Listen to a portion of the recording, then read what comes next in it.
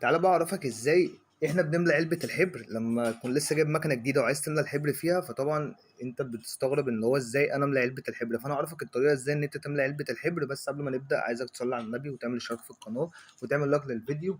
وتعالى اعرفك دلوقتي ازاي بيتم ملء الحبر بالطريقة الصح. انت لما دلوقتي علبة الحبر لما تكون المكنة لسه جاية جديدة، انت اول حاجة بتعملها بتخرم لها خرم من النار. زي ما انت شايف كده، انت بتجيب اي حاجه سخنه مدوره، يا اما اي حاجه زي قطر او حاجه، وتبدا تعمل فيها خرم كده زي ما انت شايف. وبعد كده بتجيب كيس الحبر، بتملى الحبر ان اهوت. وبعد ما تخلص بتقوم جاي قافل بوش كرتون بطريقه صح جدا. تمام. في معظم الناس بتملى من اهوت، بس دي مش طريقه كويسه لانك مش بتعرف تقفلها كويس. بس الطريقه الكويسه ان انت تخرم علبه الحبر من فوق بالشكل دوت. وبعد ما تفضي الكيس فيها بتقوم جاي قافلها ببلاستر او بشكرتون حاجه قويه. واهم حاجه انك ما تبقاش سايب فراغ بحيث ان مثلا الحبر ممكن يطلع من العلبه تاني. الطريقه الصح بقى لتركيب علبه الحبر، عشان في ناس ياما بتتلخبط فيها. احنا بعد ما بنحط علبه الحبر كده يبقى لازم اللوك ده يتقفل، لانك لو ما قفلتش اللوك ده كويس المكنه بتديك ادنج تونر. معنى كده ان مثلا مفيش حبر بيتعوض في المكنه. فلازم اهم حاجه اللوك الازرق اللي انت شايفه قدامك ده لازم تقفله كده صح. تمام. وفي ناس ياما برضو بتتلخبط في الموضوع اللي هو بتاع علبة العادم.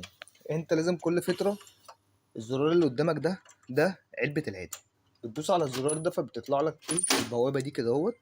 فحضرتك بتطلع العادم ده، دي بتبقى علبة العادم. أبوة العادم دي لازم كل فترة انك تفضيها، لان هي ممكن تديك عطل وممكن تديك حاجات كتيرة. فانت بتستخدم الفتحة دي بحيث ان انت تفضي العادم ده في الزبالة. ده ما بتحطش فيه حبر، ده الوساخة بتاعت المكنة وبتاعت الحبر بتطلع كلها في العلبة دي.